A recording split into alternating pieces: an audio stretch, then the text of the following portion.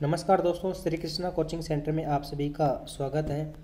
दोस्तों, रीड से संबंधित पाठ्यक्रम सीरीज में हम चल रहे थे, जिसमें हमने कल एक क्लास कंप्लीट कर ली है ज्योग्राफी की, जिसमें हमने वायुमंडल को डिस्कस किया था। आज की क्लास में हम स्थल मंडल को डिस्कस करेंगे और जनवरी में जो है कंप्लीट जो ज्योग्राफी है वो हम पूरा कर लेंगे। लगभग 26 से 28 क्लासें होंगी ज्योग्राफी की, जिसमें हम राजस्थान की ज्योग्राफी प्लस भारत की ज्योग्राफी और इसके साथ में जो विश्व का जो भूगोल हमारे सिलेबस में दे रखा है रीड सिलेबस में, उसको हम कंप्लीट करेंगे। ठीक है दोस्तों, ये तो हुई पहली क्लास की बात। इसके अलावा जो दूसरी क्लास है, क्योंकि आज से 2 क्लासें आपकी प्रतिदिन लगने वाली हैं, दूसरी क्लास में हम डिस्कस करेंगे एक तो हिंदी लैंग्वेज को, और उसके बाद में हिंदी लैंग्वेज 15 दिन तक चलेगी जनवरी में, 15 जनवरी तक ये ख़त्म हो जाएगी। उसके बाद में अगले 15 दिन अपन संस्कृत लैंग्वेज की बात करेंगे। ठीक है, इस तरह से जनवरी में दोनों लैंग्वेज हिंदी और संस्कृत कंप्लीट हो जाएगी और ज्योग्राफी कंप्लीट हो जाएगी। ठीक है दोस्तों, तो चलिए स्टार्ट करते हैं आज की पहली क्लास, स्थल मंडल। प्राचीन काल में महाद्वीपों को संयुक्त रूप से पेंजिया कहा जाता था और बाद में यही जो पेंजिया है 2 भागों में डिवाइड हो गया था। ये पेंजिया एक तो उत्तरी पेंजिया कहलाया और दूसरा जो भाग है वो दक्षिणी पेंजिया कहलाया। उत्तरी पेंजिया को ही अंगारा लैंड कहा जाता था और इसे ही लोरेशिया कहा जाता था, जबकि दक्षिणी पेंजिया को गोंडवाना लैंड कहा जाता था। उत्तरी पेंजिया अर्थात अंगारा लैंड में मुख्य रूप से 3 महाद्वीप उत्तरी अमेरिका, यूरोप और एशिया, ये तीनों महाद्वीप अंगारा लैंड में यानी कि उत्तरी पेंजिया में शामिल थे। मुख्य रूप से दोस्तों एक बात और ध्यान रखनी है कि यूरोप और एशिया है, इनको संयुक्त रूप से यूरेशिया कहा जाता था, इस बात को भी ध्यान रखना है। अब हम दक्षिणी पेंजिया की बात करते हैं, तो दक्षिणी पेंजिया को गोंडवाना लैंड कहा जाता था और गोंडवाना लैंड में मुख्य रूप से 4 महाद्वीप दक्षिणी अमेरिका, अफ्रीका, ऑस्ट्रेलिया और अंटार्कटिका, 4 महाद्वीप शामिल थे। और जो भारत का जो प्रायद्वीपीय जो भाग था, ये आपको दिख रहा होगा मैप में, भारत का जो प्रायद्वीपीय भाग था या प्रायद्वीपीय भारत जिसे अपन कहते हैं, वो भी गोंडवाना लैंड का ही भाग है, इस बात को भी ध्यान रखना है। आपसे पूछा जा सकता है कि प्रायद्वीपीय भाग किस भाग में सम्मिलित होता है, तो ये गोंडवाना लैंड का हिस्सा था। ठीक है, ये विश्व का मैप दे रखा है, इसको आप देख लीजिए। इसमें उत्तरी अमेरिका, दक्षिणी अमेरिका, यूरोप और एशिया जिसे संयुक्त रूप से क्या कहा जाता है, यूरेशिया, अफ्रीका महाद्वीप और इसके बाद में ऑस्ट्रेलिया महाद्वीप और सबसे अंत में है अंटार्कटिका महाद्वीप। अब सबसे पहले हम पहले महाद्वीप को ले लेते हैं, अंटार्कटिका महाद्वीप, जो कि एग्जाम के पॉइंट ऑफ व्यू से काफ़ी इंपॉर्टेंट है। गोंडवाना लैंड के विखंडन से निर्मित यह महाद्वीप दक्षिणी गोलार्ध में स्थित है। देखिए, वैसे भी आप देख सकते हैं यहाँ पर मैप में, यह हमारी पृथ्वी है, इसमें से मान लीजिए हम बीच में से विषुवत रेखा खींच देते हैं। ठीक है, इसके उत्तर में जो भाग है उसे अपन उत्तरी गोलार्ध कहते हैं। ठीक है, विषुवत रेखा के दक्षिण में जो भाग है उसे अपन दक्षिणी गोलार्ध कहते हैं। ठीक है, तो अंटार्कटिका बताओ कौन से गोलार्ध में हुआ, दक्षिणी गोलार्ध में। तो पहली बात तो आपको ये ध्यान रखनी है। दूसरी बात, दक्षिणी ध्रुव इस महाद्वीप के मध्य में स्थित है। दक्षिणी जो ध्रुव है वो अंटार्कटिका महाद्वीप के मध्य में स्थित है। अंटार्कटिका महाद्वीप को निर्जन महाद्वीप, श्वेत महाद्वीप, सबसे ठंडा महाद्वीप, गतिशील महाद्वीप और विज्ञान को समर्पित महाद्वीप भी कहा जाता है। निर्जन महाद्वीप क्यों कहा जाता है, क्योंकि यहाँ पर कोई भी व्यक्ति निवास नहीं करते हैं। श्वेत महाद्वीप इसलिए कहा जाता है क्योंकि यहाँ हमेशा बर्फ़ से ढका रहता है। ठंडा महाद्वीप चूँकि बर्फ़ से ढका रहता है तो सबसे ठंडा महाद्वीप भी यही होगा। ठीक है, गतिशील महाद्वीप क्यों कहा जाता है, तो जब सूर्य उत्तरायण होता है तो अंटार्कटिका महाद्वीप पर 6 माह में रात होती है और इस पर बर्फ़ जमी रहती है। जब सूर्य दक्षिणायन होता है तो अंटार्कटिका महाद्वीप पर 6 माह दिन होता है और बर्फ़ धीरे धीरे पिघलने लगती है। इस प्रकार इसकी आकृति बदलती रहती है। बर्फ़ ढकती है तो अलग हो जाता है, बर्फ़ पिघलती है तो अलग आकृति हो जाती है। इस प्रकार से आकृति चेंज होने के कारण से क्या कहा जाता है, गतिशील महाद्वीप कहा जाता है। ठीक है दोस्तों, इसके अलावा विज्ञान को समर्पित महाद्वीप, क्योंकि वैज्ञानिक जो है हमारे यहाँ प्रयोग करते रहते हैं, इसलिए इसे विज्ञान को समर्पित महाद्वीप भी कहा जाता है। ठीक है, वैसे ये डायग्राम समझा रखा है कि किस प्रकार से इसकी गति बदलती है। वैसे अपन देख सकते हैं कि ये जो पृथ्वी है, इस पृथ्वी का जो दक्षिणतम बिंदु है ये बिल्कुल अंटार्कटिका महाद्वीप के बीच में स्थित है। अंटार्कटिका महाद्वीप कौन सा है, ये वाला जो महाद्वीप है ये अंटार्कटिका महाद्वीप है। ठीक है, ये जो बिंदु आपको दिख रहा है ये दक्षिणी ध्रुव है। तो पहली बात तो ये क्लियर। दूसरी बात, कि जब सूर्य उत्तरायण होता है, उत्तरी गोलार्ध में जब सूर्य पहुंचता है तो यहाँ क्या होगी, ठंड होगी, तो ये बर्फ़ से ढक जाएगा, क्योंकि जिधर सूरज जाएगा उधर किरणें जाएंगी। तो यहाँ अगर सूरज जाएगा तो सूरज की गर्मी उधर होगी, तो यहाँ ठंड होगी, तो नीचे की तरफ क्या हो जाएगा, बर्फ़ जम जाएगी। लेकिन जैसे ही सूरज दक्षिण में आता है तो यहाँ पर बताओ सूरज की रोशनी आएगी तो बर्फ़ क्या होगी, पिघल जाएगी। तो इस प्रकार से इसका आकार बदलता रहता है, अतः इसे गतिशील महाद्वीप भी कहते हैं। ठीक है, तो यह सॉरी दोस्तों, तो ये आपको थोड़ा सा ध्यान रखना है। अब आपको ये डायग्राम दिख रहा होगा, इस डायग्राम को ढंग से देखना है आप लोगों को। देखिए, अंटार्कटिका महाद्वीप का चित्र है, जिसमें मुख्य रूप से आपको ऊपर ही ऊपर वेडेल सागर दिख जाएगा। ये वेडेल सागर है, ठीक है, जिसका पश्चिमी जो हिस्सा है इसे अपन पोलमर प्रायद्वीप कहते हैं। ये एकमात्र ऐसा भाग है जो कि बर्फ़ से रहित है, यानी कि यहाँ पर बर्फ़ नहीं जमी रहती है, बर्फ़ से रहित भाग है। कौन सा प्रायद्वीप बताओ, पोलमर प्रायद्वीप। ठीक है, इसके दक्षिण में जो सागर स्थित आपको दिख रहा है इसे अपन रोज सागर कहते हैं, रोज सागर है ये। ठीक है, यहाँ का जो सक्रिय ज्वालामुखी है उसे अपन माउंट इरेबस कहते हैं, तो ये भी ध्यान रखना है आपको। और इसमें जो पर्वत श्रृंखला आपको दिख रही है अंदर की तरफ, इसे कीन मोड़ पर्वत श्रृंखला कहा जाता है। इसके बिल्कुल बीचों बीच एक दक्षिणी ध्रुव, अपने जो पृथ्वी है इसका दक्षिणी ध्रुव स्थित है, जैसे कि हमने पहले पढ़ लिया है। और क्वीन मोड़ पर्वत श्रृंखला की जो ऊंची चोटी है इसे अपन माउंट विंसन मैसिव कहते हैं। यहाँ पर मुख्य रूप से मैत्री, दक्षिणी गंगोत्री और भारती नामक शोध केंद्र स्थापित किए गए हैं। मैत्री की जो स्थापना है वो 1987 में हुई थी, दक्षिणी गंगोत्री की 1984 में हुई थी और भारती की 2012 में हुई थी। ठीक है, ये जो दक्षिणी गंगोत्री ये आपसे पूछा जा सकता है, क्योंकि वर्तमान में ये बर्फ़ से ढके रहने के कारण बंद है। ठीक है, तो दक्षिणी गंगोत्री जो है इसकी स्थापना 1984 में की गई थी, मैत्री की 1987 में की गई थी, भारती की स्थापना की गई थी 2012 में। ठीक है, चलिए अपन अब पढ़ लेते हैं इनके बारे में। पृथ्वी का सबसे ठंडा स्थल वोस्टोक है, जिसका तापमान -88.2 डिग्री सेंटीग्रेड है। यह स्थान अंटार्कटिका महाद्वीप में स्थित है। विश्व का या पृथ्वी का सबसे ठंडा स्थल कौन सा है, वोस्टोक है। ठीक है, वोस्टोक कहाँ पर स्थित है, अंटार्कटिका महाद्वीप में स्थित है।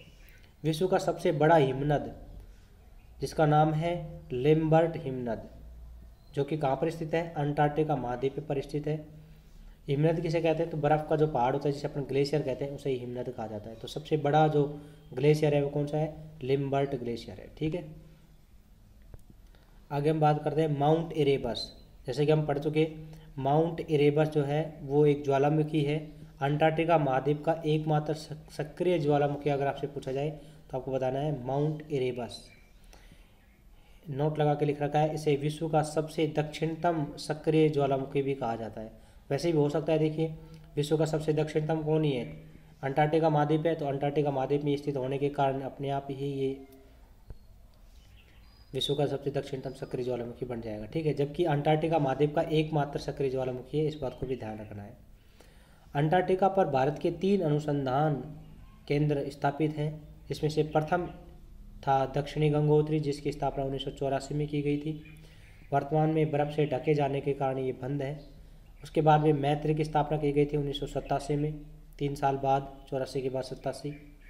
और सबसे लास्ट में की गई थी वो थी भारती अनुसंधान केंद्र की जो स्थापना है वो 2012 में की गई है। तो इस बात को भी ध्यान रखना है। ठीक है, ये आपको जो रोस सागर दिख रहा है इधर, जो आपने लास्ट में नीचे देखा था रोस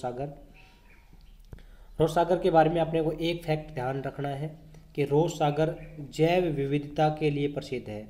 किसके लिए प्रसिद्ध है, जैव विविधता के लिए प्रसिद्ध है। इसलिए यूनेस्को ने इसे समुद्रीय जैव संरक्षण क्षेत्र घोषित किया गया है। कब घोषित किया गया था, 2016 में घोषित किया गया था। और इस बात को भी ध्यान रखना है कि ये जो रोस सागर है ये विश्व का सबसे बड़ा जैव समुद्रीय संरक्षित क्षेत्र है, इस बात को भी ध्यान रखना है। ठीक है, किसके लिए प्रसिद्ध है, ये जैव विविधता के लिए प्रसिद्ध है। अगर अंटार्कटिका महाद्वीप के प्रमुख जीव जंतु की बात करें तो यहाँ पेंगुइन पक्षी पाया जाता है, इसके अलावा सील मछली पाई जाती है। यह मछली स्तनधारी वर्ग में आती है, सील मछली।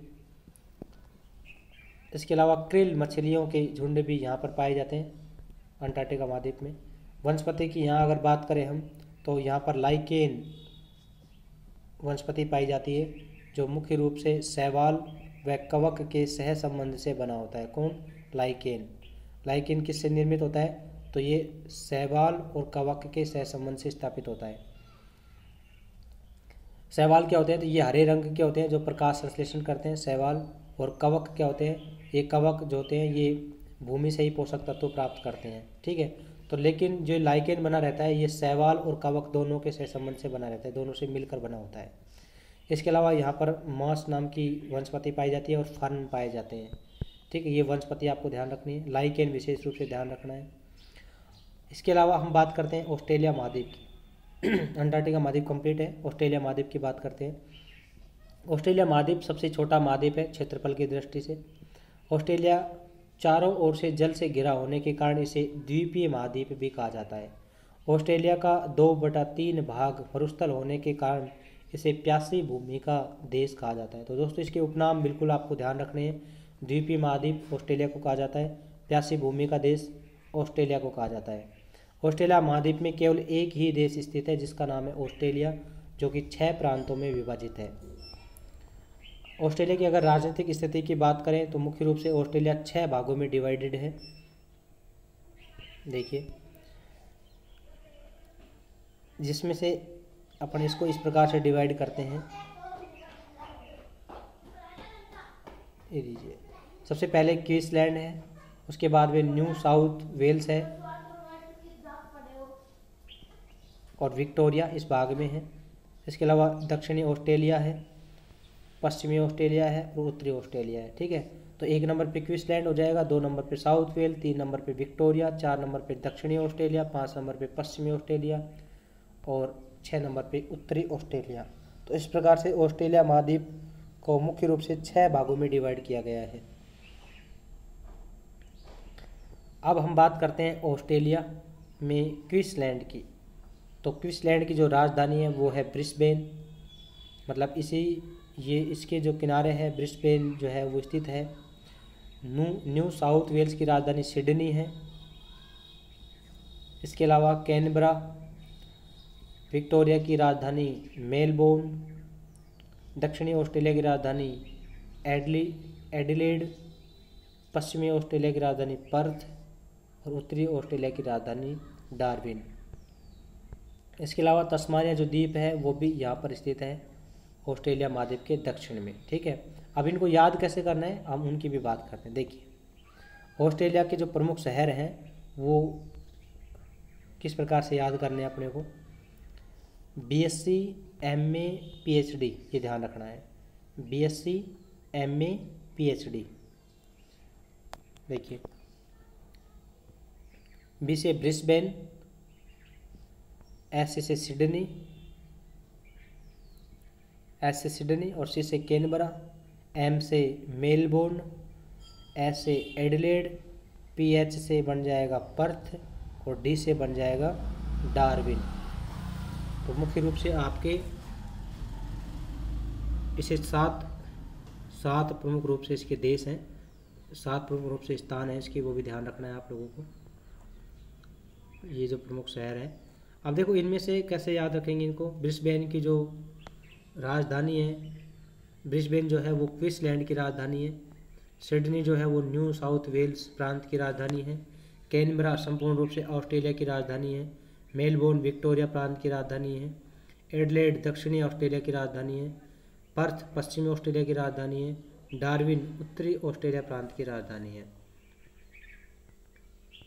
ठीक है। वैसे हमने ये मैप में भी देख लिया था, ये देखिए।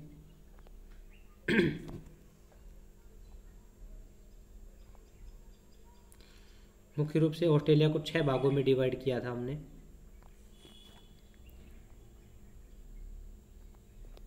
देखिए, अब यहाँ पर देखो, यहाँ पर वैसे हमने 6 भागों में डिवाइड किया था। आप ये कहोगे यहाँ 7 शहर आ गए। देखो, ये प्रमुख ऑस्ट्रेलिया के शहर हैं और यहाँ पर ऑस्ट्रेलिया जो था उसको अपन 6 भागों में डिवाइड किया था। ठीक है, अब यहाँ पर 7 प्रमुख शहर कौन कौन से आगे देखो, वैसे सबकी 6 की एक तो राजधानी होगी। ठीक है, जैसे सबकी 6 की एक तो राजधानी होगी।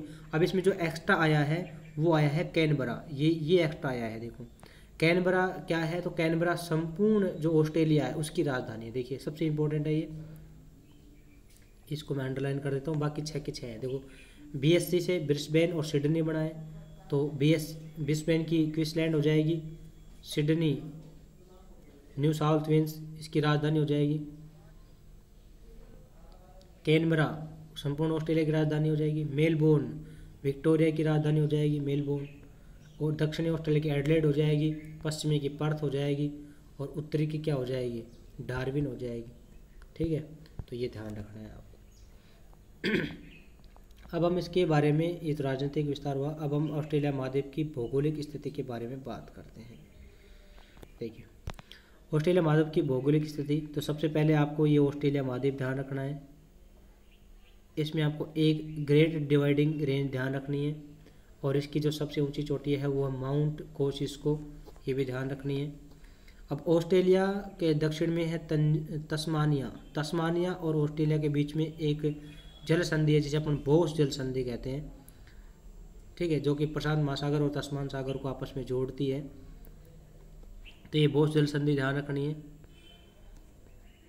इसके अलावा ऊपर की तरफ अगर हम देखें तो पापुआ न्यू गिनी द्वीप और ऑस्ट्रेलिया के बीच में एक संधि है जिसे अपन टॉरस जल संधि कहते हैं। ठीक है, ये टॉरस जल संधि को भी आपको ध्यान रखना है। तो 2 जल संधियाँ मुख्य रूप से ध्यान रखनी है, बोस जल संधि और टॉरस जल संधि। किसके संदर्भ में, ऑस्ट्रेलिया के संदर्भ में। ऑस्ट्रेलिया की सबसे जो लंबी पर्वतमाला है वो ग्रेट डिवाइडिंग रेंज है, और इसकी सबसे ऊंची चोटी है माउंट कोसिस्को। ठीक है, इसके दक्षिण में यहाँ न्यूजीलैंड द्वीप स्थित है, न्यूजीलैंड स्थित है। अब हम बात करते हैं ऑस्ट्रेलिया के पूर्व में प्रशांत महासागर, पश्चिम में हिंद महासागर, दक्षिण में तस्मान सागर ये स्थित है।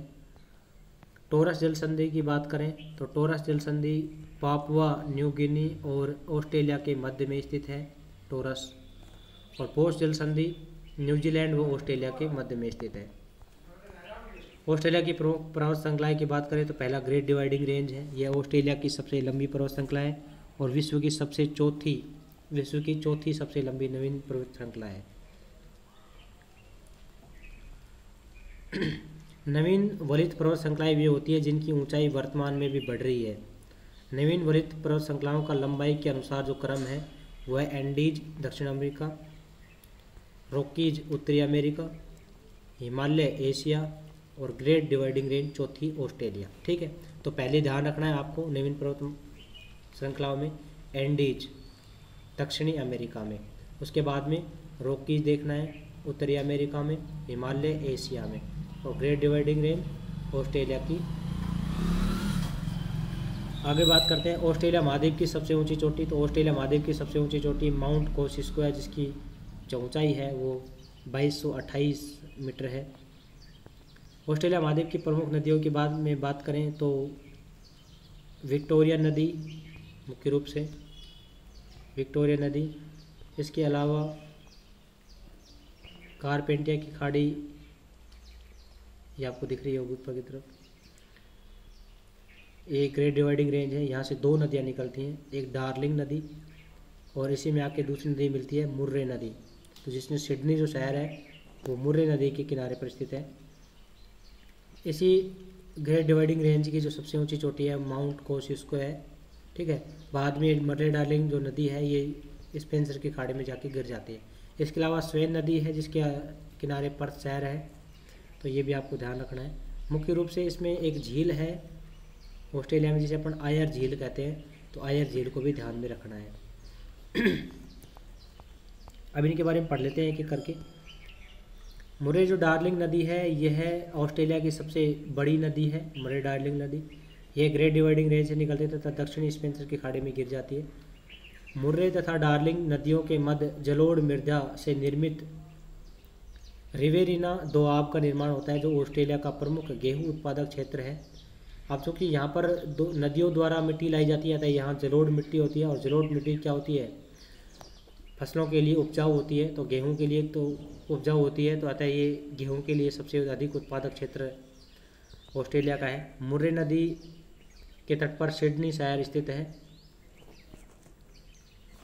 जबकि जो स्वेन नदी है उसके किनारे पर्थ शहर है। देखिएगा दोनों को, मुर्रे नदी के सारे किनारे पर सिडनी है, जबकि स्वेन नदी के किनारे पर पर्थ शहर स्थित है। ठीक है,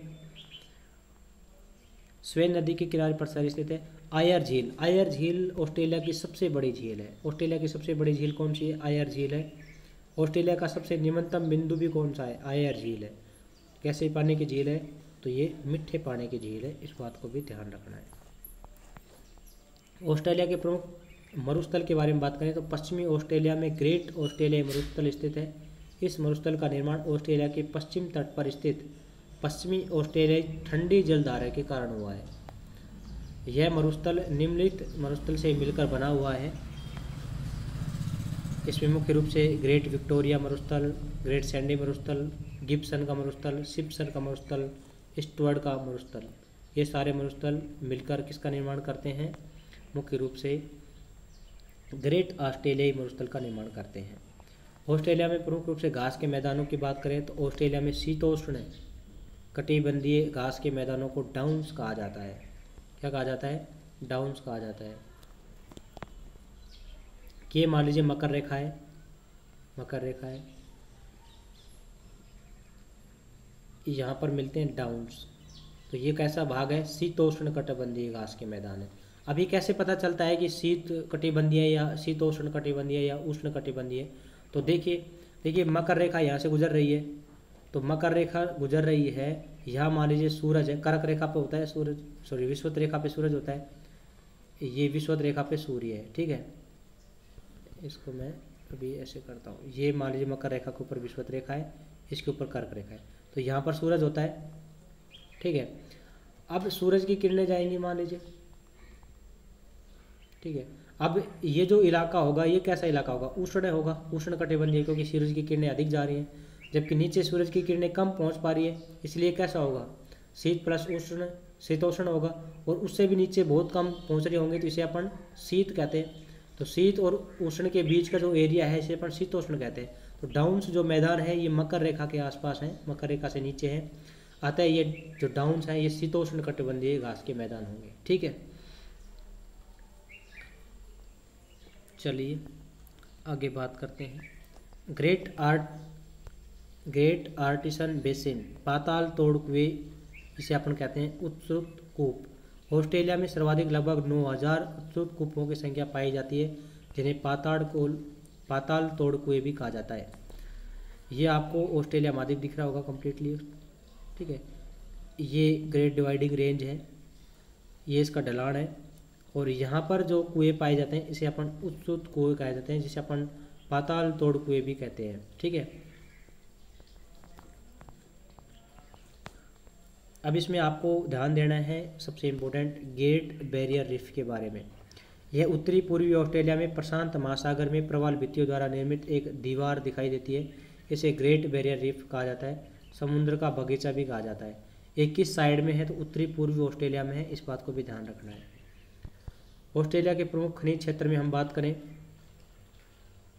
तो ये खनिज क्षेत्र है, मुख्य रूप से सबसे इम्पोर्टेंट है वाइपा क्षेत्र बॉक्साइट के लिए।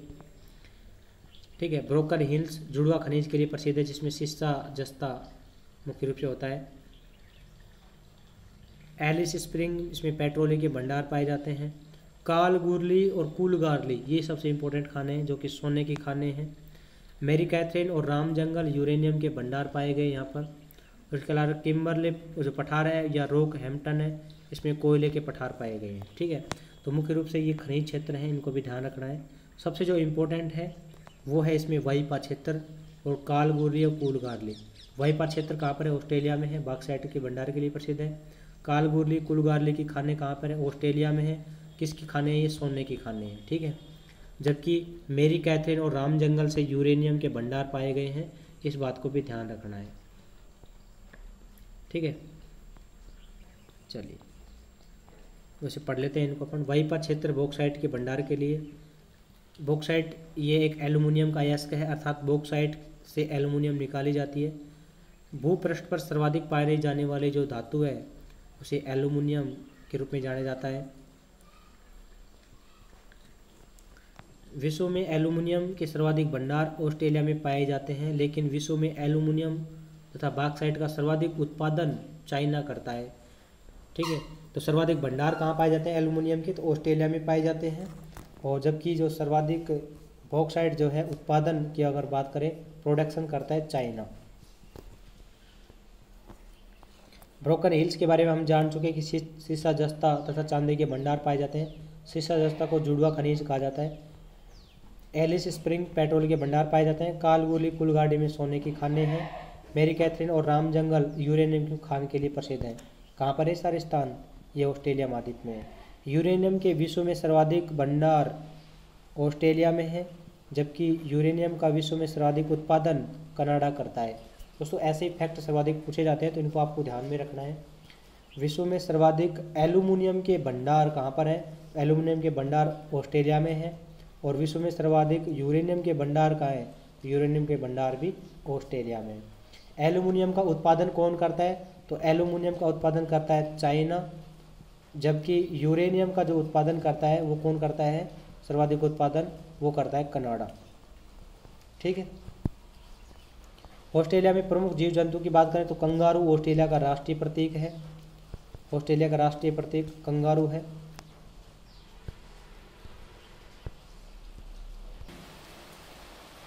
इसके अलावा अगर हम बात करें मेरिनो भेड़ की, तो ऑस्ट्रेलिया में उच्च गुणवत्ता वाली ऊन देने वाली जो भेड़ पाली जाती है इसे अपन मेरिनो भेड़ कहते हैं। विश्व में सर्वाधिक भेड़ों की संख्या ऑस्ट्रेलिया में ही है, इस बात को भी ध्यान रखना है। और जो ऑस्ट्रेलिया में भेड़ पालने का जो स्थान होता है उसे स्टेशन कहा जाता है। यह एक स्टेशन पर लगभग 1 लाख भेड़ें रखी जाती हैं। ऑस्ट्रेलिया में भेड़ पालकों को जैकारू कहा जाता है, इस बात को भी ध्यान रखना है। जैकारू यानी कि भेड़ पालक लोग एक डिंगो नामक कुत्ता पालते हैं। ये कुत्ता इन भेड़ों को चरा कर लाता है एवं जंगली जानवरों से भेड़ों की रक्षा करता है। ठीक है, डिंगो कुत्ता ध्यान रखना है। ऑस्ट्रेलिया में के मूल निवासियों को एबोरिजिनल कहा जाता है। ऑस्ट्रेलिया के मूल निवासियों को क्या कहा जाता है, एबोरिजिनल कहा जाता है। ठीक है, अब हम बात करते हैं न्यूजीलैंड की। ये जो न्यूजीलैंड है इसका जो ये वाला जो भाग है इसे अपन उत्तरी द्वीप कहते हैं और नीचे वाले भाग को कहते हैं दक्षिणी द्वीप।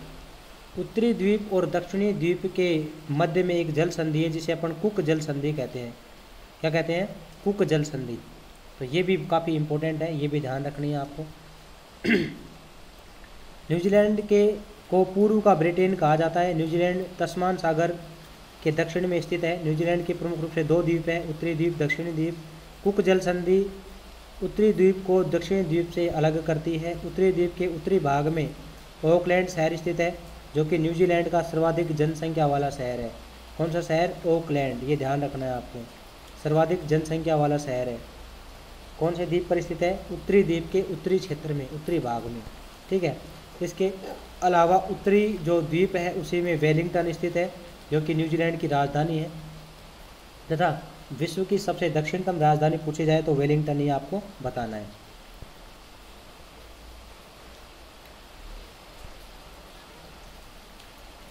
उत्तरी द्वीप की सबसे प्रमुख नदी वांगाई नदी है, जिसे न्यूजीलैंड संसद ने एक जीवित संस्था घोषित किया है। कौन सी नदी को, वांगानुई नदी को। वांगानुई नदी जो है इसे वर्ष 2018 में एक जीवित संस्था घोषित किया गया है। किसके द्वारा किया गया है, न्यूजीलैंड की जो संसद है उसके द्वारा। ठीक है, ये उत्तरी न्यूजीलैंड की सबसे प्रमुख नदी है।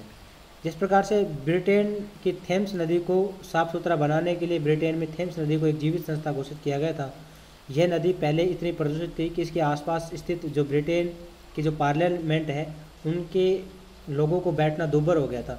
वर्तमान में थेम्स नदी ब्रिटेन की स्वच्छ नदियों में गिनी जाती है। न्यूजीलैंड के दक्षिण भाग में दक्षिणी आल्प्स पर्वतमाला स्थित है, जो कि न्यूजीलैंड की सबसे लंबी पर्वत श्रृंखला है। कौन सी, दक्षिणी आल्प्स पर्वत श्रृंखला। दक्षिणी आल्प्स पर्वत श्रृंखला की जो सबसे ऊंची चोटी है वो है माउंट कुक। कितनी मीटर, 3700 मीटर ऊंची चोटी है। ठीक है दोस्तों, आगे हम बात करते हैं थोड़ा सा और। न्यूजीलैंड में मांस एवं ऊन के उत्पादन के लिए मेरिनो भेड़ पाली जाती है। न्यूजीलैंड का राष्ट्रीय प्रतीक कीवी है, कीवी पक्षी है। न्यूजीलैंड के मूल निवासियों को माओरी कहा जाता है और न्यूजीलैंड में घास के मैदानों को कैंटाबरी कहा जाता है। न्यूजीलैंड में घास के मैदानों को क्या कहा जाता है? कैंटाबरी कहा जाता है। आज हम एक महाद्वीप की चर्चा और कर लेते हैं जो कि है अफ्रीका महाद्वीप। अफ्रीका महाद्वीप को आधुनिक मानव के जन्मस्थली माना जाता है। होमो सैपियंस जो मानव है इसकी जन्मस्थली किसे माना जाता है? अफ्रीका महाद्वीप, क्योंकि सबसे पहले जो इसके अवशेष हैं वो अफ्रीका महाद्वीप में ही मिले थे। अफ्रीका महाद्वीप को अंध महाद्वीप भी कहा जाता है क्योंकि ये जो महाद्वीप है ये आर्थिक, राजनीतिक, सामाजिक और शैक्षणिक या तकनीकी दृष्टि से काफ़ी पिछड़ा हुआ महाद्वीप है, क्योंकि यहाँ पर अधिकांश जनजातीय वर्ग ही निवास करते हैं। ये आधुनिकवाद से बिल्कुल परे हैं। आज भी शिकार के लिए तीर, भाले इत्यादि का प्रयोग करते हैं, ठीक है। जबकि मार्केट में क्या उपलब्ध है? AK-47 उपलब्ध है, फिर भी ये ऐसे मतलब बहुत ही पिछड़ी जाति के लोग यहाँ पर निवास करते हैं अफ्रीका में। अफ्रीका महाद्वीप की अगर राजनीतिक स्थिति पर नज़र डालें तो मुख्य रूप से इसमें 54 देश हैं, ठीक है दोस्तों। हो सकता है आपको कुछ आवाज़ आ रही होंगी माइक में, ये बाहर बारिश हो रही है, काफ़ी तेज़ बारिश हो रही है, तो हो सकता है कि आपको आवाज़ आए, थोड़ा सा मैनेज करना है। अफ्रीका महाद्वीप में कुल 54 देश हैं। इसमें मुख्य रूप से 48 देश मुख्य भूमि से लगे हुए हैं, जबकि 6 देश द्वीपीय देश हैं। ध्यान रखना है, अफ्रीका महाद्वीप के कुल कितने देश द्वीपीय हैं? तो 6 देश द्वीपीय हैं। कुल कितने देश मुख्य भूमि पर है? 48 देश। क्षेत्रफल की दृष्टि से सबसे बड़ा देश अल्जीरिया है और पिछली रीट में पूछा गया था जनसंख्या की दृष्टि से सबसे बड़ा देश कौन सा है? नाइजीरिया है। अफ्रीका का जनसंख्या की दृष्टि से सबसे बड़ा देश कौन सा है? तो नाइजीरिया है। और अफ्रीका का क्षेत्रफल की दृष्टि से सबसे बड़ा देश कौन सा है? तो अल्जीरिया है। अल्जीरिया, नाइजीरिया, ध्यान रखना है। अल्जीरिया क्षेत्रफल की दृष्टि से, नाइजीरिया जनसंख्या की दृष्टि से, ठीक है। तो पिछली बार नाइजीरिया पूछा गया था, अब की बार हो सकता है अल्जीरिया पूछा जाए, तो ध्यान रखना है क्षेत्रफल की दृष्टि से सबसे बड़ा देश अल्जीरिया है। कहाँ का? दक्षिण अफ्रीका, सॉरी अफ्रीका का, अफ्रीका महाद्वीप का। 6 देश द्वीपीय देश हैं, मेडागास्कर, मॉरिशस, कॉमरोन और सेशेल्स, ये हिंद महासागर में है, और केप वर्दी, साओ टोमे, ये अटलांटिक महासागर में, ठीक है। ये 6 द्वीपीय देश हैं। सबसे इम्पोर्टेंट दोस्तों 2 ही हैं, मैं फिर बता देता हूँ। क्षेत्रफल की दृष्टि से सबसे बड़ा देश अल्जीरिया और जनसंख्या की दृष्टि से सबसे बड़ा देश नाइजीरिया, ठीक है। ये आपको ध्यान रखना है। अफ्रीका महाद्वीप की भौगोलिक स्थिति की बात करें तो मुख्य रूप से भौगोलिक स्थिति देख सकते हैं, देखिए चित्र को देख लीजिए, फिर मैं इसके बारे में आपको बता देता हूँ। ये ऊपर यूरोप का हिस्सा है ऊपर, ठीक है, और इधर एशिया का हिस्सा है। यहाँ पर भूमध्य सागर है और यहाँ पर अटलांटिक महासागर है इधर। तो इन दोनों को जो जोड़ने वाली जो जल संधि है इसे अपन जिब्राल्टर जल संधि कहते हैं, ठीक है, जो कि भूमध्य सागर और अटलांटिक महासागर को जोड़ती है, जिब्राल्टर जल संधि। ये मुख्य रूप से स्पेन जो कि यूरोप में पड़ता है और मोरक्को जो कि अफ्रीका में पड़ता है, इन दोनों को अलग करता है, स्थलीय भागों को अलग करती है। कोई भी जल संधि होगी दोस्तों ध्यान रखना, स्थलीय भागों को तो अलग करेगी और जलीय भागों को जोड़ेगी, ठीक है। इधर हम बात करें ऊपर की तरफ तो ये एशिया में यमन और इधर अफ्रीका में जिबूती, इन दोनों को अलग करने वाली जो जल संधि है वह है बाब उल मेंडाव जल संधि, जो कि भूमध्य सागर को लाल सागर से क्या करती है? जोड़ती है, ठीक है, ध्यान रखना है। अफ्रीका के पूर्व में हिंद महासागर है और पश्चिम में कौन सा महासागर है? अटलांटिक महासागर है, और उत्तर में कौन सा? भूमध्य सागर है, ठीक है। तो चलिए ये मेडागास्कर द्वीप वगैरह सबकी बात करेंगे। दक्षिण में एक महासागर है जिसे अपन अंटार्कटिक महासागर कहते हैं, ठीक है, और इसका जो दक्षिणतम बिंदु है, अफ्रीका का जो दक्षिणतम बिंदु है, इसे आशा अंतरिप कहा जाता है, इसे केप ऑफ गुड होप कहा जाता है, ठीक है। ये अफ्रीका का दक्षिणतम बिंदु है, इसकी भी हम बात करेंगे।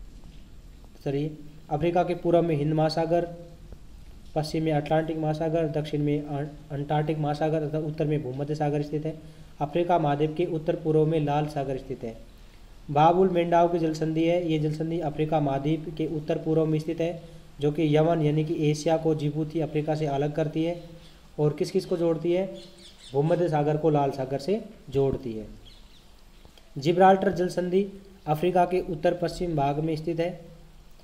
जो कि स्पेन यानी कि यूरोप व मोरक्को यानी कि अफ्रीका को अलग करती है, जबकि भूमध्य सागर को अटलांटिक महासागर से जोड़ती है।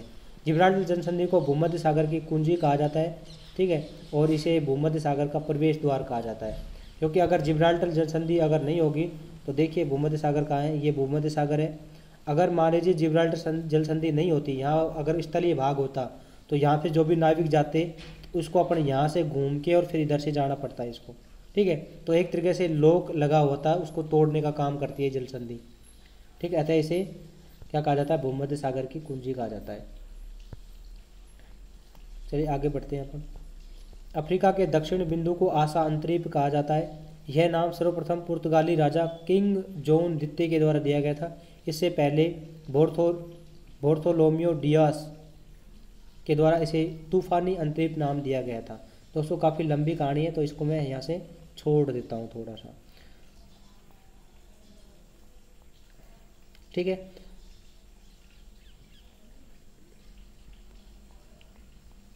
अब इसके बारे में आपको ये ध्यान रखना है, केवल आसा अंतरीप कहा जाता है किसको, अफ्रीका के दक्षिणी भाग को आसा अंतरीप कहा जाता है। केप ऑफ गुड होप या अफ्रीका का दक्षिण बिंदु कौन सा है, आसा अंतरीप, बस इतना ही ध्यान रखना है। वैसे इसके पीछे की जो कहानी है वो काफ़ी लंबी है, वैसे मैंने यहाँ डिफाइन भी कर रखी है, लेकिन अपने पास इतना टाइम नहीं है दोस्तों, ठीक है। लेकिन फटाफट आप अगर ये सोचो कि बताया नहीं, देखो मैं इसको पढ़ देता हूँ फटाफट, ठीक है। पुर्तगाल के सर्वप्रथम एशिया के समुद्री मार्ग से खोज करने के लिए बार्थोलोमियो डियाज आया था, लेकिन अफ्रीका के दक्षिणतम भाग में तूफानी हवाओं का सामना करने से वह डरकर वापस लौट गया था। बार्थोलोमियो ने अफ्रीका के दक्षिण बिंदु का नाम तूफानी अंतरीप रख दिया था। अब तूफानी अंतरीप रख दिया था तो नाम ही ऐसा है तूफानी, तो यहाँ पे जो भी नाविक जाते थे ना ये जाने से डरते थे यहाँ पर, ठीक है। तो पुर्तगाली नाविक स्थान पर जाने से मतलब डरते थे, इसका नाम ही नहीं लेते थे। अतः इसका डर दूर करने के लिए पुर्तगाल के तत्कालीन राजा किंग जॉन द्वितीय ने अफ्रीका के दक्षिण बिंदु का नाम परिवर्तित कर दिया और इसका नाम परिवर्तित करके आसा अंतरीप रख दिया था, ठीक है। इस शॉर्ट में मैंने बता दिया आपको। अफ्रीका महाद्वीप में प्रमुख पर्वत की अगर हम बात करें तो एटलस पर्वत श्रृंखला। देखो दोस्तों यहाँ से जो इम्पोर्टेंट है प्रत्येक महाद्वीप में, एक तो आपको ध्यान रखना है पर्वत, एक ध्यान रखना है वहाँ के पठार, इसके अलावा नदी ध्यान रखनी है, झील ध्यान रखनी है। अगर कोई प्रमुख खनिज वगैरह है तो प्रमुख खनिज वगैरह भी आपको वहाँ के ध्यान रखने हैं। तो ये सारी चीज़ें यहाँ से अपने इंपॉर्टेंट प्रश्न बनते हैं। एटलस पर्वत श्रृंखला अफ्रीका महाद्वीप की सबसे लंबी पर्वत श्रृंखला एटलस है। एटलस पर्वत श्रृंखला अफ्रीका महाद्वीप के उत्तर पश्चिम दिशा में तीनों देशों में विस्तृत है, मोरक्को, अल्जीरिया और ट्यूनीशिया। एटलस पर्वत श्रृंखला की सबसे ऊंची चोटी ज्वेल टॉपगोल है जो कि मोरक्को में स्थित है। एटलस पर्वत की बात कर रहे हैं, यह अफ्रीका महाद्वीप की सबसे लंबी वलित पर्वत श्रृंखला है एटलस, ठीक है। ड्रैकन्स वर्ग की बात करें, ड्रैकन्स वर्ग पर्वत श्रृंखला अफ्रीका महाद्वीप की सबसे प्राचीनतम पर्वत श्रृंखला है, ठीक है, जो कि अफ्रीका में स्थित है। ये इस पर्वत श्रृंखला की सबसे ऊंची चोटी ओकन्स सोर्सिंग है। यह पर्वत श्रृंखला बहुमूल्य खनिजों जैसे कि हीरा, सोना इत्यादि के लिए प्रसिद्ध है। ड्रैकन्स वर्ग दक्षिण में आई है, यहाँ दक्षिण अफ्रीका में ड्रैकन्स वर्ग, ठीक है। और एटलस कहाँ है, ऊपर है, ठीक है। माउंट किलिमंजारो तंजानिया में स्थित माउंट किलिमंजारो एक मृत ज्वालामुखी है। किलिमंजारो अफ्रीका की सबसे ऊंची चोटी है, ये भी एग्जाम में पूछा जा चुका है। माउंट किलिमंजारो किस देश में है, तो ये तंजानिया में स्थित है। कहाँ पर स्थित है, यह है तंजानिया में, तंजानिया अफ्रीका में, ठीक है। एक मृत ज्वालामुखी है, ठीक है। माउंट केन्या पर्वत केन्या में स्थित एक मृत ज्वालामुखी है। ये वे ज्वालामुखी जिन्हें भविष्य में द्वार होने की संभावना नहीं होती, इसे मृत कहते हैं। यह अफ्रीका महाद्वीप की दूसरी सबसे ऊंची चोटी है। पहली कौन सी है, माउंट किलिमंजारो है सबसे ऊंची। केन्या पर्वत के पूर्वी ढलान पर, इंपॉर्टेंट बात है, थोड़ा सा ढंग से देखना है। केन्या पर्वत के पूर्वी ढलानों पर सूर्य की सीधी किरणें पड़ती हैं, इसलिए इथोपिया में कॉफ़ी उत्पादन किया जाता है। देखो यहाँ पर कॉफ़ी उत्पादन किया जाता है इथोपिया में। इसके केन्या पर्वत के कौन से ढलानों पर, पूर्वी ढलानों पर, ध्यान रखना है। और पश्चिमी ढलानों पर चाय का उत्पादन किया जाता है। सर्वाधिक कॉफ़ी उत्पादन कौन करता है, ध्यान देना इस बात को। सर्वाधिक कॉफ़ी उत्पादन कौन करता है, सर्वाधिक कॉफ़ी, तो कॉफ़ी उत्पादन किया जाता है कहाँ पर, इथोपिया में, इथोपिया में। और सर्वाधिक चाय का जो उत्पादन है वो कहाँ किया जाता है, वो किया जाता है केन्या में, ठीक है, केन्या में किया जाता है। अफ्रीका की बात कर रहा हूँ मैं। कॉफ़ी इथियोपिया या अबिसिनिया का मूल पौधा है। केन्या पर्वत के पश्चिम ढलानों पर सूर्य की किरणें तिरछी पहुंचने के कारण यहाँ चाय का उत्पादन अधिक किया जाता है, इसलिए केन्या चाय उत्पादन में अफ्रीका का अग्रणी देश है। नोट: चाय जो है मूल रूप से चाइना का पौधा है, चाय चाइना। माउंट कैमरून: कैमरून देश में स्थित माउंट कैमरून अफ्रीका महाद्वीप का एकमात्र सक्रिय ज्वालामुखी है। ठीक है। अफ्रीका का सींग, horn of Africa. Horn of Africa में कुल कितने देश हैं पूछा जा सकता है। 4 देश है। कौन कौन से? इरिट्रिया, जिबूती, इथोपिया और सोमालिया। ध्यान रखना है। सोमालिया प्रायद्वीप अफ्रीका महाद्वीप का सबसे बड़ा प्रायद्वीप है। अफ्रीका महाद्वीप एकमात्र ऐसा महाद्वीप है जो चारों गोलार्धों में स्थित है। अफ्रीका महाद्वीप एकमात्र ऐसा महाद्वीप है जिससे कर्क रेखा, मकर रेखा, भूमध्य रेखा, ग्रीनविच रेखा 4 महत्वपूर्ण रेखाएं गुजरती हैं। ठीक है। कर्क रेखा, मकर रेखा, भूमध्य रेखा और ग्रीनविच रेखा। अफ्रीका महाद्वीप की प्रमुख नदियों की बात करें तो नील नदी, यह विश्व की सबसे लंबी नदी है जिसकी लंबाई 6650 है। नील नदी 2 धाराओं के रूप में बहती है, श्वेत नील और ब्लू नील। श्वेत नील विक्टोरिया झील से निकलती है जबकि ब्लू नील इथोपिया के ताना झील से निकलती है। श्वेत नील तथा ब्लू नील उत्तरी सूडान की राजधानी खार्तूम में मिल जाती हैं, उसके बाद में संयुक्त रूप से इसे नील कहा जाता है। देखो स्टार्टिंग में जो श्वेत नील निकलती है ये विक्टोरिया झील से निकलती है जो कि केन्या, तंजानिया, युगांडा में स्थित है। यहाँ से श्वेत नील निकली और इधर से ताना झील से जो कि इथोपिया में पड़ती है, यहाँ से ब्लू नील इसमें मिल जाती है। ये स्थान पड़ता है उत्तरी सूडान का खार्तूम। ठीक है। यहाँ से मिलती है और उसके बाद में इसे नील कहा जाता है, खार्तूम के बाद में। इसी नील नदी पे आसवान बांध है जो कि मिस्र में स्थित है और इसी पर एक झील है जिसे अपन नासिर झील कहते हैं। ठीक है। तो ये बात भी आपको ध्यान रखना है। नील नदी अफ्रीका के 4 देशों युगांडा, दक्षिणी सूडान, उत्तरी सूडान तथा मिस्र से होकर बहती है। प्रश्न क्या पूछा जा सकता है कि निम्न में से सर्वाधिक देशों से बहने वाली नदी कौन सी है? तो आपको बताना है डैन्यूब नदी। डैन्यूब नदी मुख्य रूप से 10 देशों से होकर बहती है। ठीक है। नील नदी पर मिस्र में एक बांध बना हुआ है जिसे अपन आसमान बांध कहते हैं तथा एक झील है जिसे अपन नासिर झील कहते हैं। नील नदी भूमध्य सागर में डेल्टा बनाती है। नील नदी के मुहाने पर मिस्र का सबसे बड़ा बंदरगाह अलेक्जेंड्रिया बंदरगाह स्थित है। इसके बाद में बात करें कांगो जायरे नदी की। यह नदी कांगो गणराज्य के दक्षिण में स्थित है जो कि कटंगा के पठार से निकलती है। यह अफ्रीका की दूसरी बड़ी नदी है। कांगो नदी पर कांगो गणराज्य में लिविंग स्टोन तथा स्टेनले जलप्रपात स्थित है। प्रश्न पूछा जा सकता है स्टेनले जलप्रपात किस नदी पर स्थित है? आपको बताना है कांगो नदी पर, कांगो या जारे नदी पर। लिविंग स्टोन तथा स्टेनले नामक 2 व्यक्तियों द्वारा अफ्रीका महाद्वीप में इन्हीं के द्वारा अफ्रीका महाद्वीप को अंध महाद्वीप कहा गया था, लिविंग स्टोन और स्टेनले नामक। ठीक है। तो इन्हीं के नाम पर ये जलप्रपात वाटरफॉल बनाए गए हैं। नाइजीरिया नदी अफ्रीका की तीसरी सबसे बड़ी नदी है। नाइजर नदी पर नाइजीरिया यानी कि केंजी महानदी स्थित है। नाइजर नदी घाटी में पेट्रोलियम भंडार पाए जाते हैं, इसलिए इसे तेल नदी यानी कि ऑयल रिवर भी कहा जाता है। कौन सी नदी को? नाइजर नदी को। ठीक है। अब यहाँ पर आपको ध्यान रखना है कि कर्क रेखा को 2 बार पार करने वाली नदी माही नदी है। भूमध्य रेखा को 2 बार पार करने वाली नदी या 2 बार काटने वाली नदी कांगो नदी है और मकर रेखा को 2 बार काटने वाली नदी लिम्पोपो नदी है। ठीक है। अब इनके बारे में हम बात करेंगे। जाम्बोजी नदी, यह कटंगा के पठार से निकलती है तथा मोजाम्बिक जल संधि में गिरती है। जाम्बोजी नदी पर जाम्बिया में विक्टोरिया जलप्रपात या करीबा बांध स्थित है, इस बात को भी ध्यान रखना है। लिम्पोपो नदी यह दक्षिण अफ्रीका में ड्रेकन्सबर्ग पर्वत से निकलती है तथा मोजाम्बिक जल संधि में गिरती है। यह नदी दक्षिणी अफ्रीका तथा बोत्सवाना दोनों देशों की सीमा बनाती है। लिम्पोपो नदी मकर रेखा को 2 बार काटती है, इस बात को भी ध्यान रखना है। ऑरेंज नदी यह दक्षिणी अफ्रीका में यूरेनियम के भंडार के लिए प्रसिद्ध है। अफ्रीका की प्रमुख झीलों में बात करें तो सबसे पहले झील आती है विक्टोरिया झील। यह अफ्रीका महाद्वीप की सबसे बड़ी झील है जो कि मीठे पानी की झील है। विश्व की दूसरी सबसे मीठे पानी की झील कौन सी है? तो विक्टोरिया झील है। अफ्रीका की सबसे बड़ी झील कौन सी है? तो सबसे बड़ी झील अफ्रीका की विक्टोरिया। और विश्व की पूछे तो दूसरी है। आकार या क्षेत्रफल के आधार पर विश्व की तीसरी बड़ी झील की हम बात करें तो ये विक्टोरिया झील है। अब विश्व की सबसे बड़ी खारे पानी की झील कौन सी है? तो आपको बताना है कैस्पियन सागर। ठीक है। अगर वैसे देखें तो दूसरी सबसे बड़ी झील है सुपीरियर झील और तीसरी है विक्टोरिया। ठीक है। सुपीरियर जो झील है वो मीठे पानी की सबसे बड़ी झील है। तो कैस्पियन सुपीरियर को ध्यान में रखना है। कैस्पियन सागर जो है वो विश्व की सबसे बड़ी झील है और विश्व की सबसे बड़ी खारे पानी की झील है। सुपीरियर जो झील है विश्व की द्वितीय सबसे बड़ी झील है, लेकिन अगर मीठे पानी की पूछा जाए तो मीठे पानी की सबसे बड़ी झील है। ठीक है, तो ये ध्यान रखना है।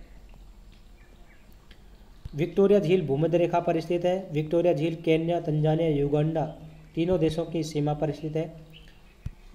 टंगनीका झील ये अफ्रीका महाद्वीप की दूसरी सबसे बड़ी तथा सबसे लंबी झील है।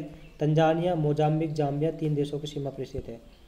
इसके अलावा चाड झील चाड में, मलावी झील मलावी में, ताना झील इथोपिया में, नासिर झील मिस्र में स्थित है। अफ्रीका महाद्वीप के प्रमुख मरुस्थल की बात करें तो सहारा का मरुस्थल विश्व का सबसे बड़ा मरुस्थल है, जो कि 90 लाख वर्ग किलोमीटर में स्थित है। यह अफ्रीका के 11 देशों में फैला हुआ है। सहारा मरुस्थल विश्व का सबसे कम जनसंख्या घनत्व वाला मरुस्थल है, जिसका जो जनसंख्या घनत्व है वो मात्र 2 व्यक्ति प्रति वर्ग किलोमीटर है। विश्व का सबसे गर्म स्थल अल अजीजिया ये लीबिया है, लीबिया में स्थित है, जो कि 57 डिग्री सेंटीग्रेड टेम्परेचर है इसमें। विश्व का सबसे गर्म स्थल है ये। कैलिफोर्निया यूएसए की मृत घाटी यानी कि डेथ वैली विश्व का सबसे अधिक टेम्परेचर मापा गया है 58 डिग्री सेंटीग्रेड। ये कैलिफोर्निया में है, यूएसए में, मृत घाटी जिसे अपन कहते हैं। ठीक है, डेथ वैली 58 डिग्री। कालाहारी मरुस्थल यह बोत्सवाना तथा दक्षिण अफ्रीका में स्थित है। शुतुरमुर्ग पक्षी कालाहारी मरुस्थल में पाए जाते हैं। बुशमैन जनजाति शुतुरमुर्ग के अंडे का खोल का प्रयोग बर्तन के लिए करते हैं और इसका जो प्रमुख भोजन होता है दीमक होता है, यानी कि विटामिन सी। ठीक है, तो दीमक को इकट्ठा करके खाने का काम करते हैं ये बुशमैन जनजाति के लोग। नाबी मरुस्थल यह अफ्रीका के लीबिया में स्थित है। इसका निर्माण अफ्रीका के पश्चिमी तट पर चलने वाले बेंगुएला जलधारा के कारण हुआ है। नाबी मरुस्थल का निर्माण पूछा जा सकता है, नाबी मरुस्थल का निर्माण किस जलधारा के कारण हुआ है, तो आपको बताना है बेंगुएला जलधारा के कारण। अफ्रीका महाद्वीप में प्रमुख घास के मैदान की अगर हम बात करें तो काफ़ी घास के मैदान यहाँ देखने को मिल जाते हैं। एक है सवाना घास के मैदान, जिसे हाथी घास कहा जाता है। ये कठोर घास के मैदान होते हैं। इसके अलावा शीतोष्ण जलवायु के जो शीतोष्ण जो घास के मैदान है उसे अपन वेल्ड्स कहा जाता है। सवाना घास के मैदान मध्य अफ्रीका में उष्ण कटिबंधीय कठोर घास के मैदानों को सवाना कहते हैं। उष्ण कटिबंधीय, ध्यान रखना। सवाना घास को हाथी घास भी कहा जाता है। वेल्ड्स घास दक्षिण अफ्रीका में शीतोष्ण यानी कि मुलायम घास के मैदानों को क्या कहा जाता है, वेल्ड्स कहा जाता है। दोस्तों इस दोनों को ध्यान में रखना है। देखिए मैं फिर से बता देता हूँ, सवाना घास के जो मैदान हैं वो कैसे हैं, उष्ण कटिबंधीय हैं। कैसे हैं, उष्ण कटिबंधीय हैं। जबकि वेल्ड्स जो घास के मैदान हैं वो शीतोष्ण कटिबंधीय हैं। शीतोष्ण कटिबंधीय क्यों है, क्योंकि सवाना घास के मैदान जो है वो कर्क रेखा पर स्थित है, तो यहाँ पर सूरज होगा तो गर्मी होगी, इसलिए उष्ण कटिबंधीय घास के मैदान। अब वेल्ड्स घास के मैदान ये मकर रेखा के नीचे है, यानी कि दक्षिण में स्थित है, तो इसका मतलब ये शीत और उष्ण के बीच के होंगे, शीतोष्ण होंगे। अतः वेल्ड्स घास के मैदान शीतोष्ण घास के मैदान है, इस बात को ध्यान रखना है। ठीक है, अफ्रीका महाद्वीप के प्रमुख खनिज क्षेत्र की बात करें तो वेट वाटर्स रैंड जो कि जोहान्सबर्ग में पड़ता है, ये सोने की खान है। विश्व की सोने की राजधानी जोहान्सबर्ग को कहा जाता है। किम्बरले खान हीरा उत्पादन के लिए प्रसिद्ध है। यह विश्व की सबसे गहरी खान है। किम्बरले खान दक्षिण अफ्रीका में काफ़ी इंपॉर्टेंट है, पूछी जाती है। किम्बरले खान दक्षिण अफ्रीका में स्थित है, जबकि किम्बरले का पठार ऑस्ट्रेलिया में स्थित है। कटंगा पठार कोंगो गणराज्य में स्थित है, जो कि तांबे के उत्पादन के लिए प्रसिद्ध है। बंकी क्षेत्र जिम्बाब्वे जो कि पेट्रोलियम क्षेत्र है। और नाइजर नदी घाटी, जिसे नाइजर में है, नाइजर नदी घाटी, यहाँ पर पेट्रोलियम के भंडार हैं और इस नदी को अपन ऑयल रिवर या तेल नदी भी कहते हैं। ठीक है दोस्तों, तो आपको ये ध्यान रखना है। अब अपन लास्ट में बात करते हैं मुख्य रूप से कृषि क्षेत्रों की कि अफ्रीका में प्रमुख कृषि क्षेत्र कौन कौन से हैं। तो सबसे पहले हम बात करते हैं नाइजीरिया को विश्व का ताड़ का वृक्ष कहा जाता है। Palm tree of the world किसे कहा जाता है, नाइजीरिया को। ताड़ के तेल का सर्वाधिक उत्पादन करने के कारण इसे क्या कहा जाता है, विश्व का ताड़ का वृक्ष कहा जाता है नाइजीरिया को। ट्यूनीशिया जैतून के तेल के लिए यानी कि ऑलिव ऑयल के लिए फेमस है। ट्यूनीशिया। केन्या चाय के लिए फेमस है। इथोपिया कॉफ़ी के लिए फेमस है। पेम्बा यानी कि जंजीबार, ये जो तंजानिया में स्थित है, जो कि लौंग उत्पादन के लिए प्रसिद्ध है। पेम्बा एवं जंजीबार को विश्व की लौंग कहा जाता है, पेम्बा और जंजीबार को, क्योंकि यहाँ सर्वाधिक लौंग का उत्पादन किया जाता है। मक्का त्रिभुज, तो मक्का त्रिभुज दक्षिण अफ्रीका में स्थित है, इस बात को भी ध्यान रखना है, जबकि मक्का पेटी यूएसए में। मक्का त्रिभुज कहाँ पर है? अफ्रीका में। अफ्रीका महाद्वीप की प्रमुख जनजातियों की हम बात कर लेते हैं। अफ्रीका महाद्वीप की प्रमुख जनजातियों में अगर हम बात करें तो सहारा मरुस्थल में बद्दू जनजाति पाई जाती है। बद्दू को देखा होगा ना आपने, मेंटोस दिमाग की बत्ती जला दे, तो उसमें बद्दू जनजाति, बद्दू का ही आदमी भगता है वो। इसके अलावा नाइजीरिया की बात करें तो यहाँ हाउसा जनजाति और फुलानी जनजाति है।